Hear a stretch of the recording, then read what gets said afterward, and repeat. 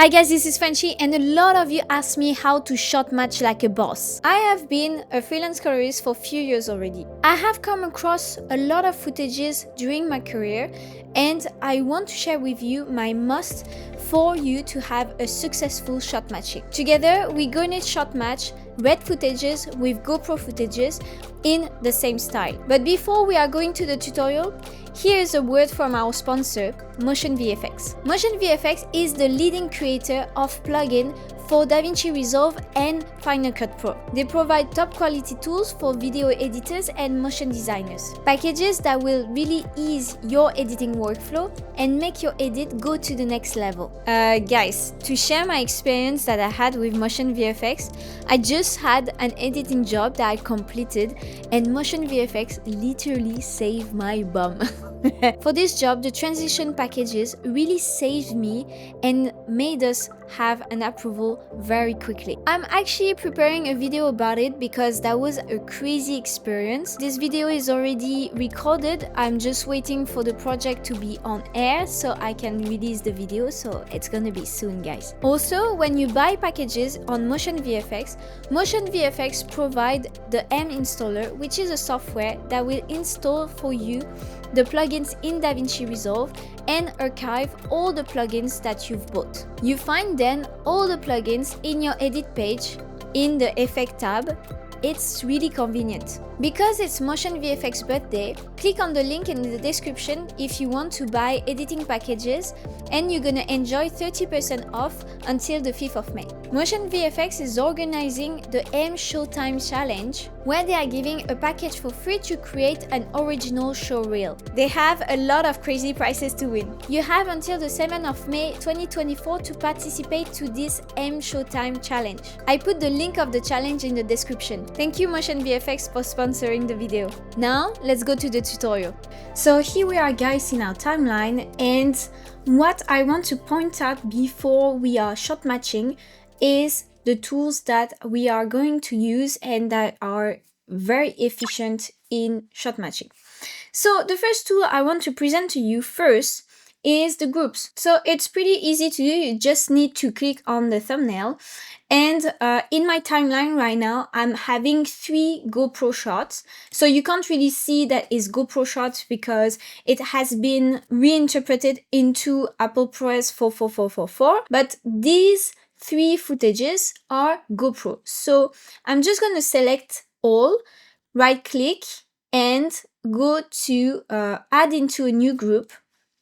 And when I add into a new group, I'm going to call that GoPro. By putting it in a new group, I'm creating a sort of a potato bag where I'm having my clips, where I can modify my clips individually, but also I can modify the potato bag before the grade that I've done on my clip and after my clip, so group post clip, that will apply to the whole potato bag. This is the first tool that is actually pretty cool. So for example, right, if for example I have to do modification on only GoPro footages, I can do it in pre-clip or post-clip. It depends on how I want to manage my note tree. But let's say like I want to have in pre-clip some gain going on, then it apply to all my GoPro shots that are in my group.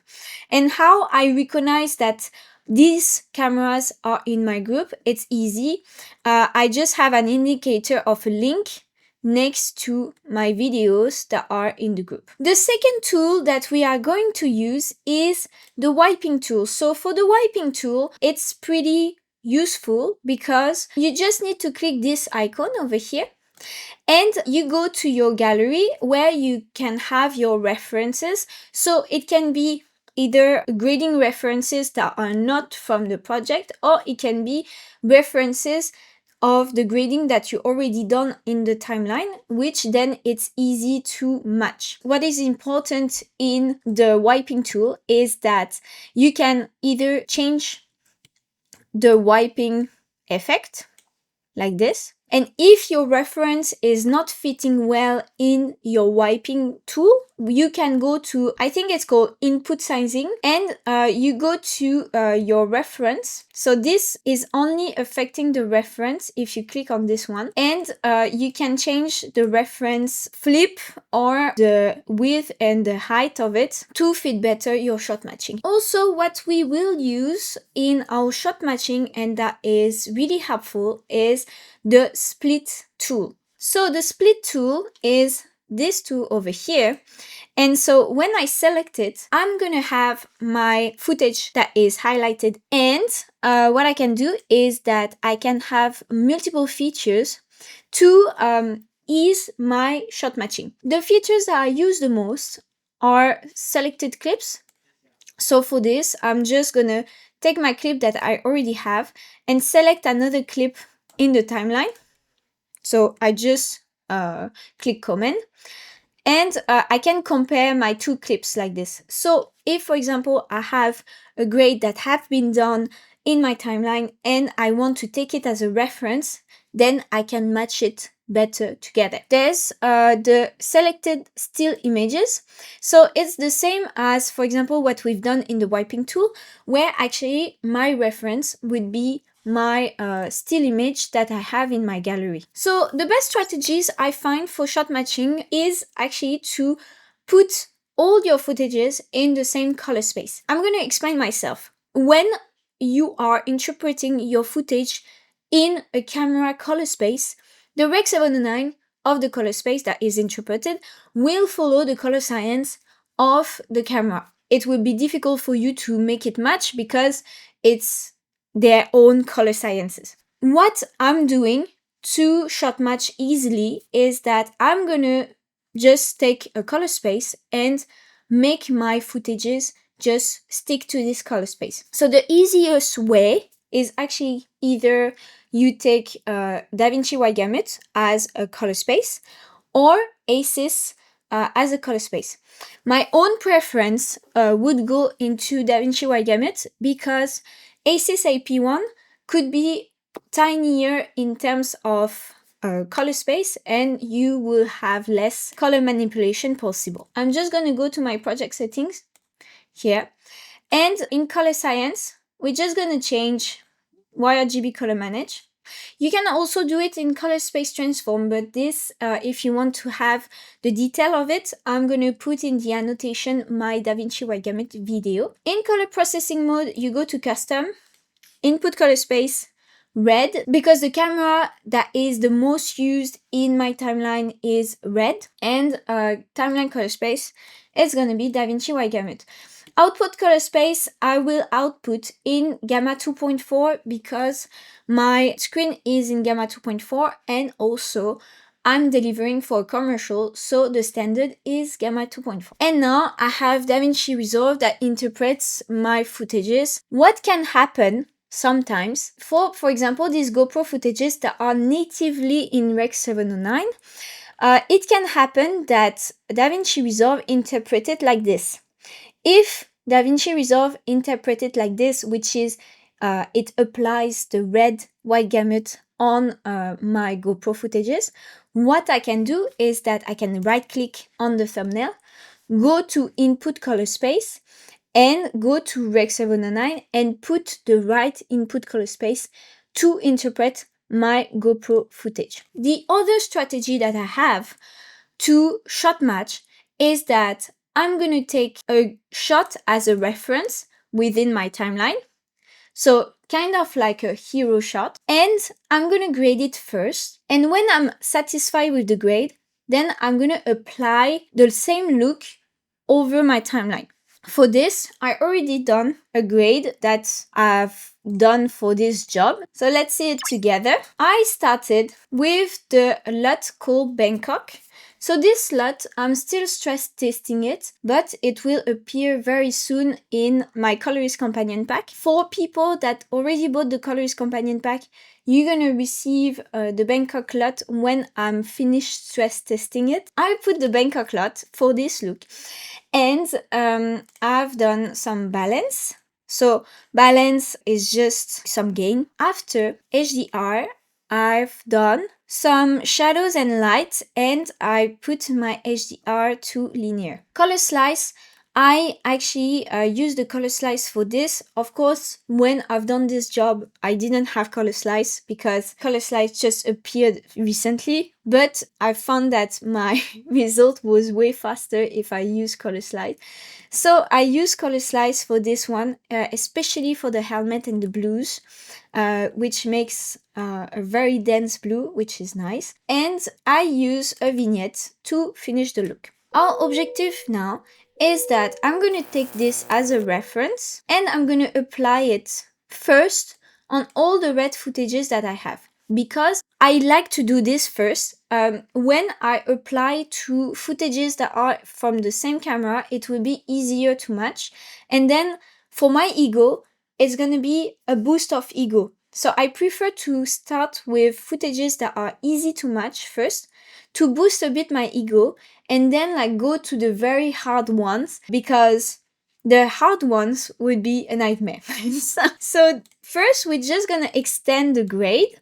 So to extend the grade, you just go to your other footage that is not graded and you middle click on the thumbnail of the graded clip. And after, for this one, I'm just gonna extend the grade, so I middle click to this thumbnail and I'm just gonna put them next to each other.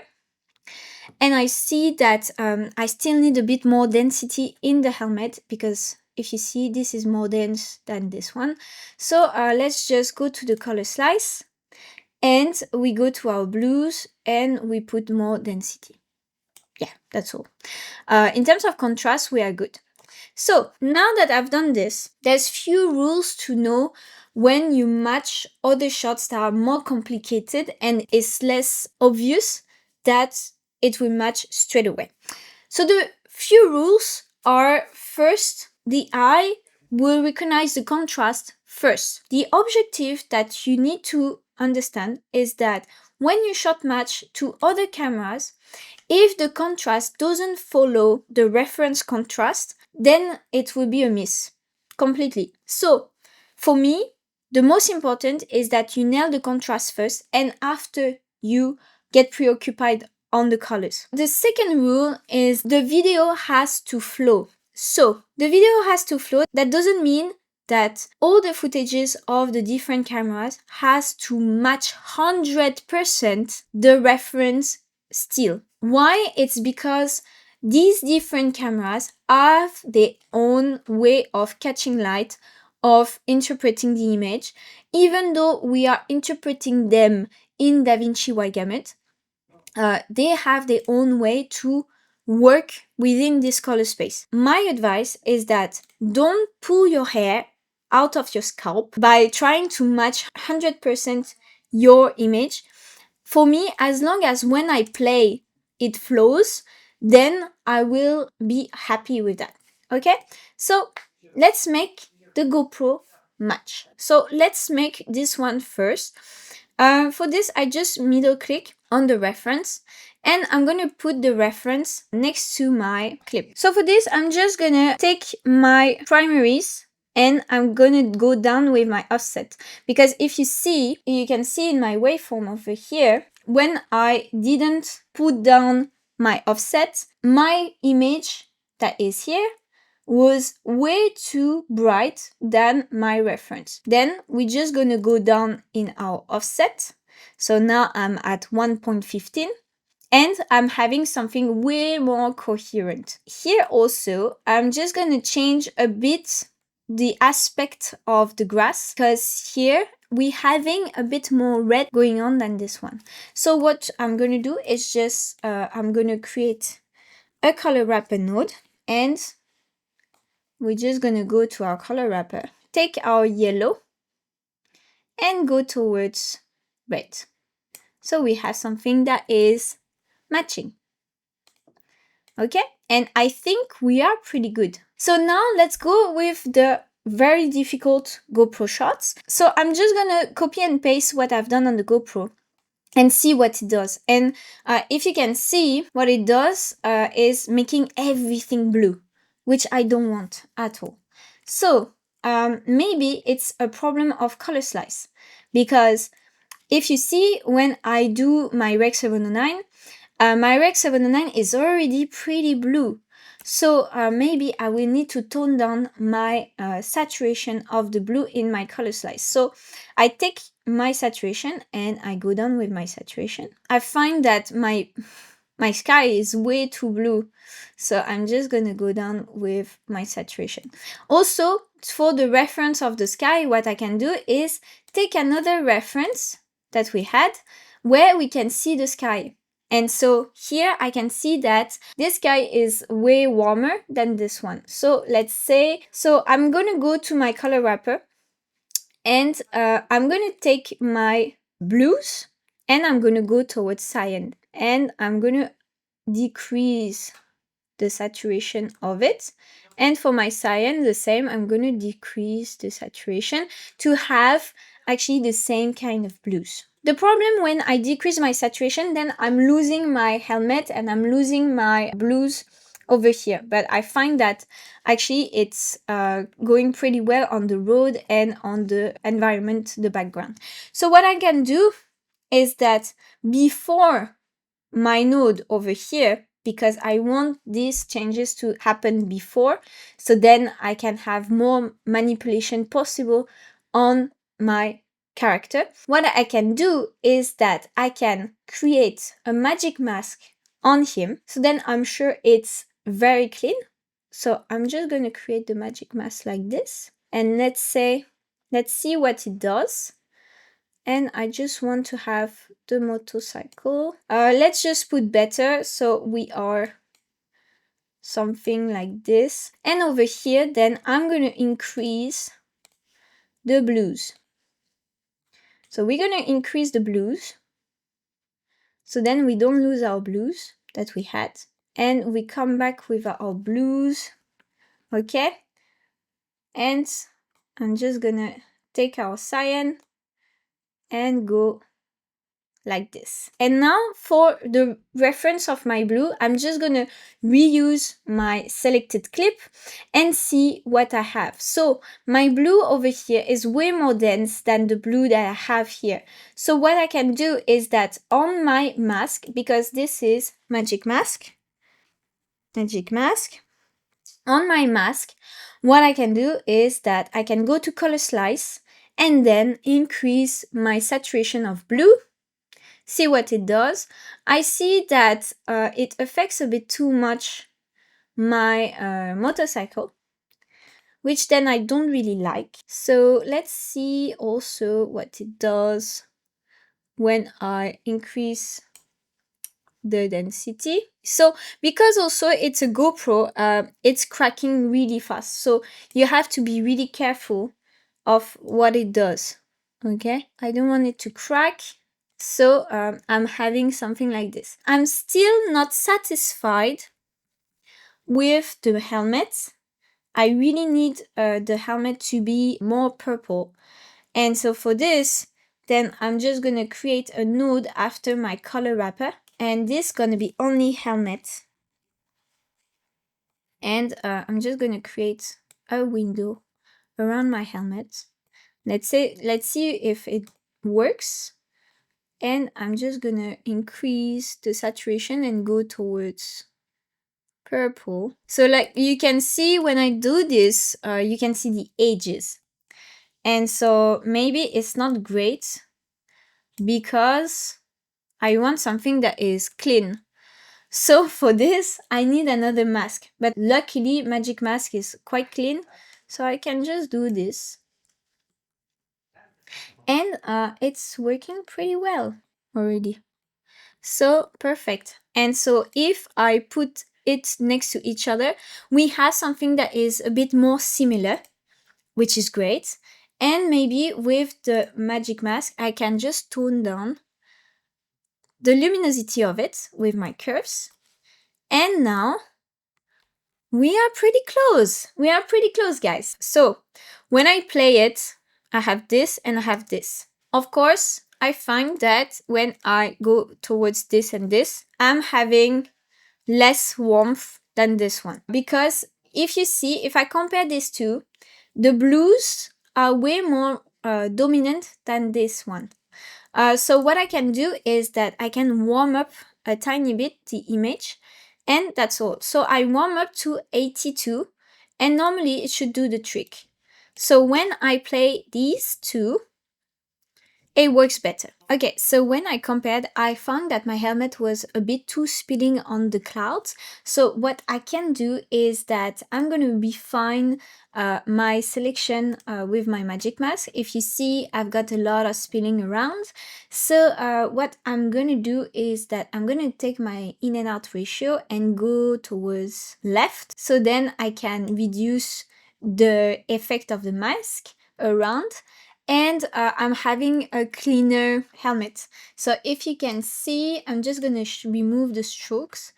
This was before the mask and this is after, and I have a cleaner edges around. What I also see is that maybe it needs less luminosity on the blues and a tiny bit more purple in the blues. So I'm just gonna raise towards purple, and so then we should have something pretty cool going on. So I'm just gonna show you, and here we go. For this one, I'm just gonna go really quick because actually it's the same principle as this one. I'm gonna shot match it very quick and show you the flow and what I'm using for the GoPro footages, because I'm gonna use groups. So what I'm using in the GoPro footages to make them more believable and matching more with the red footage. Okay, so now I have my flow over here, and I'm gonna just apply something on my GoPro footages that will make them more believable with my red footage. So most of the time when we have a cinema camera, we're gonna have some motion blur going on in our footage, something that maybe we don't really have in our GoPro because it's very sharp. What I'm gonna do is that I'm gonna take my GoPro shots and going to the group pre-clip, okay? So in this GoPro shot, I'm missing some motion blur. So to add some motion blur, go to your noise reduction, and instead of going to spatial noise reduction, go to motion blur. I like to put my motion blur to better, and I'm gonna increase the motion blur. I'm gonna show you what it does on the image. So I'm just gonna really zoom on my image, and I'm going to show you. So if you see, when I have movement, I'm going to have a sort of ghosting going on. I don't want this ghosting to be too much, so I think I'm just going to put it at 20%. And you're going to see the effect of it. Yeah, let's just play our clip like that. So it's very subtle. So if you see, this is on, this is off. If I remove my node, it feels very sharp. If I put on my node, it feels a bit more blurry and feels that everything is blending together. So I'm applying to everything, so that means that even this shot has the motion blur, if you can see, and even this shot, because it's applied before our GoPro clips that are within the same GoPro group. So when I'm going from the red footages, so these footages, to the GoPro footages, I don't have such a hard jump, which doesn't make me as a viewer pulled out from the experience of the video. It's great because then I can be like, okay, this is a whole, and I'm watching a video without being disrupted by anything in the image. So this is all for me, guys. I hope my tips helped you. I hope you're gonna be more efficient in your shot matching. Also, I'm gonna present you a tool that's gonna really help your shot matching in the next videos. And yes, I see you next time, guys. See you.